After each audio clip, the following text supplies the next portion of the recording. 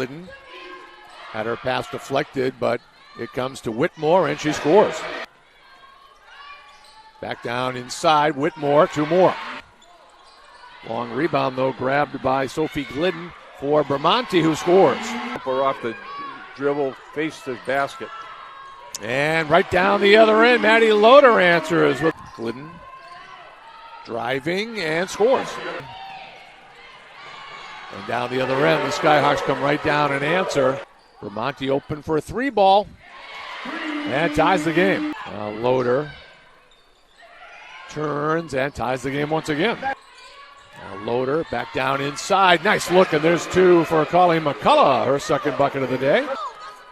Got double teamed and then just lost the ball. Taken away by Maddie Loader. Shovels off inside for Bramante for 2. Mia Kelly back down inside. Stapleton, what a beautiful pass.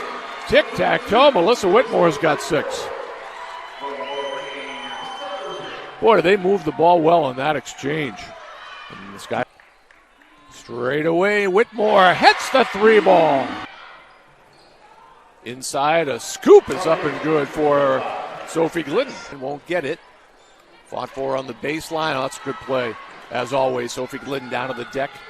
Mia Kelly the other way. 3-ball from the wing, thrown in by Sharon Hayward.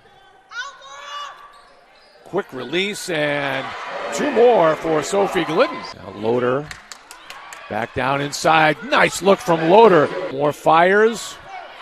Offensive rebound inside. Sophie Glidden's got 2 more. 3-ball is off the mark again. Here's another offensive rebound, and Mia Kelly scores. Now Loader driving through and scores. Oh, that's Major League. Major League move, it. With a 10-point lead, Bramante driving all the way through, scores. Oh, what a play by Emily Bramante. And the Skyhawks come back home and pick up a win.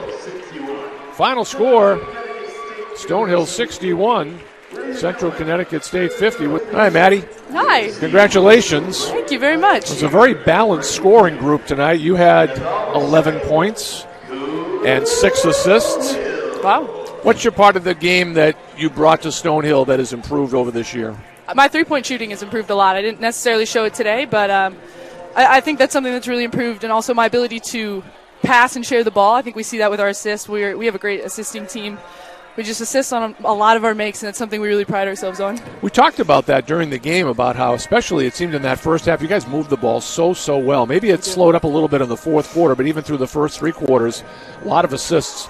Yeah, it's something that we've really focused on, is having that more balanced scoring attack. You know, Emily doesn't need to put everything on her shoulders. Like, we can help her out, and we win when we're able to really balance things and showcase everybody. It's been really awesome to see that in the last, month and a half of the games, where we're really finding ourselves, really finding our team, and getting some wins. It's been fun. When you hold a team to 50 points, that's pretty good defense. Oh, yeah.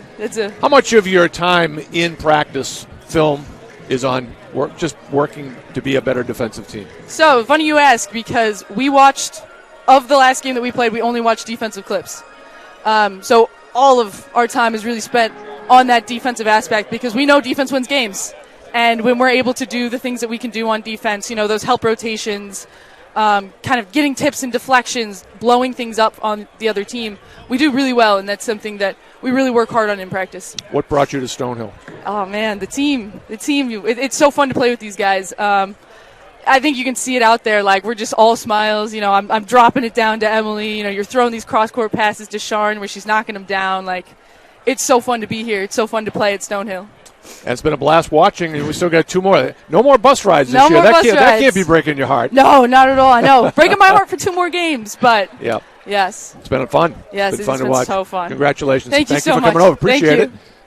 All right, Coach, the hallmark of your teams for 22 years has been defense, and we saw plenty of it tonight. I love when you say that, yeah.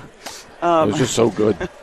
It was a great defensive effort. And, down in Brooklyn on Thursday night, we did some really nice things offensively, scored a lot of points, but we just didn't – there wasn't that urgency, that team defense, that even like the way we communicated tonight was so much better, and the kids really locked into making that fix. So really proud of them, really proud of them. Do you think maybe it's just the fact that they don't have to get on another bus? That's always exciting, being, coming back here and knowing that we're here for the last 3 games is awesome. Sure. You know, you definitely could feel a different energy this morning at shoot around, and you know, people were really excited that we were home, and you know, great crowd today for Play for K, so that was, you know, great atmosphere. It always helps. So yeah. Yep, nice to be back home. Nice to get Emily Bramante, who I think had scored in single digits 3 out of the last 4 games. She had 15 to lead everybody in scoring today. But I tell you, the one player that jumped out at me today, and she's been just better and better every time we've seen her play, is Melissa Whitmore. For sure. She had 11, if I'm not mistaken, in the first half, and finished with 11. Yeah. No, she's really coming into her own. You know, that, like, talk about somebody that's most improved and has really bought into the hard work to get better, especially in your first year. It's been really, really impressive. And she just has a couple things. One, she can score. You know, she can put the ball in the basket, and she's got a high IQ. So understanding the offenses and the looks, she's done a great job there. You know, Melissa just has to get stronger and a little bit more, you know, game long, if you will. You know, she fatigued a little bit. You know, had such a strong start, but again, that's going to get better and better. So really excited about her future. You know, our format is a little bit different this year, so we haven't had a chance to talk to you about other things more. We just kind of talk about the game, but I did this with Chris Krause the other night. I want to do this with you. Just give us a minute to talk about your coaches. Oh, fantastic. Love it. Got a great staff. I know you got a great staff, and we never give them any credit, so let's give them some credit. Let's give them the credit. Obviously, Cara Kelly has been with me. This is her fifth year. And she's just so talented, and, you know, in both ends, but defensively, she's responsible for our scouts in terms of knowing the other team's plays and just dictating the strategy defensively, and she did a lot of work in a little time in the last 2 days to get us ready to play that well defensively. So just so happy to have her, and she makes me laugh every day. So she's never leaving. And then just to have 2 new kids, though. You know, Kara's done a great job helping acclimate both Jill and Jay. So Jill Conroy came from Stevens, where they're having a tremendous year. You know, she's a great recruiter for a young kid.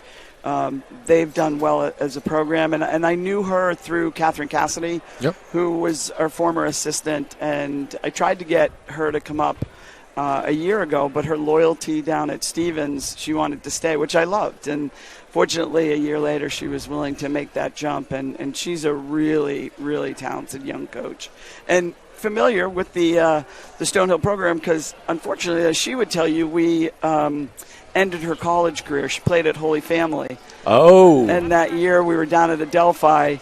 I thank her all the time because she did the hard part. She beat Adelphi, who was the number 1 seed that year, but then we beat them the next day.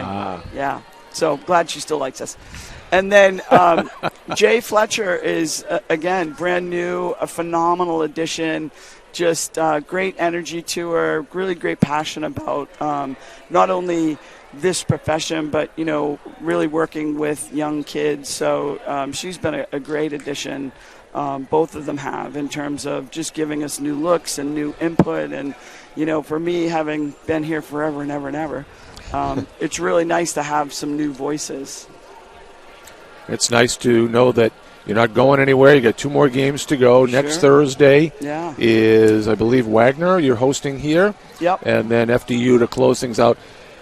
When you were in the NE10, were the games that close like every other? You got the Thursday, Saturdays a lot this year. Was it Wednesday, Saturday? How come I don't remember that? It's only been a year. Yeah, no, the NE10 is either Tuesday or Wednesday midweek game, and then Saturday. So there was more time to prepare. Yeah, and I've got a lot of questions at the NEC coaches meeting this year, for sure, because it's tough, and I think I'm hoping some of what we've experienced this year in terms of like turnaround travel, you know, out to Loretto, PA, back for a home game, like instead of kind of, if you're going to go Thursday, Saturday, I would assume you'd have a travel partner. So if you go, you could go stay somewhere and play it the next game on the road on a Saturday. If not, I think we need to look at a Wednesday, Saturday format so you have that 2 days to prepare. And really, it's about you can't be on a bus on a Thursday night playing on a Saturday. That's a really important. It's a lot of fatigue. Rest night. Sure so, yeah, and like our Fridays, we're doing a lot of walkthrough and some shooting. So it's really, it's definitely a different way to prepare. So I think, again, some of the scheduling challenges this year, because they lost two league teams, right. Bryant and Mount St. Mary, I think they were just kind of plugging us in. Yep. So I'm hoping. I think it'll be a lot different. Either that or I'm being hazed. I'm not really sure. All right, well, we'll let you go. We'll do it again next Thursday. Two Awesome. Thursdays, and then it's hard to believe the season's over. It's a gorgeous tie. Thank you. I made it myself. Zoom in on this paisley pink and purple. Yep, I put it together all day. See, it looks so good, they just shut it right off. Man. Nicely done. All right, Trish, I'll let you go. Thanks so much. Thanks, Trish. Trish Brown, head coach of the Stonehill women's basketball team, winners tonight